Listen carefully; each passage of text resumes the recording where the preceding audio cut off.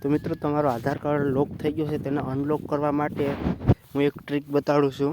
તો તમારે સૌપ્રથમ છે ને ગૂગલમાં જઈ my Aadhaar UIDAI government in search કરી લેવાનું છે. મારે ઓલરેડી સર્ચ કરી ગયેલું છે. એમાં માય આધારમાં જવાનું છે. માય આધારમાં જઈ ને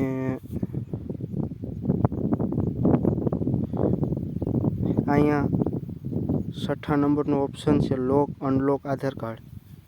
એમાં જઈ નેક્સ્ટ કરી અનલોકમાં ક્લિક કરવાનું છે. ક્લિક કરી અહીંયા વીઆઈડી નંબર તમારે જે આધાર કાર્ડમાં હશે 16 આંકડાની નાખી દેવાની છે. એ કર્યા પછી તમારે આ લોગિંગમાં જવાનું છે. લોગિંગમાં તમારે આધાર કાર્ડ નાખવાનું છે. આધાર કાર્ડ નાખી કેપ્ચા નાખી ને ઓટીપી આવશે. એ ઓટીપી નાખશો એટલે હર હંમેશ માટે છે ને તમારો આધાર કાર્ડ અનલોક થઈ જશે.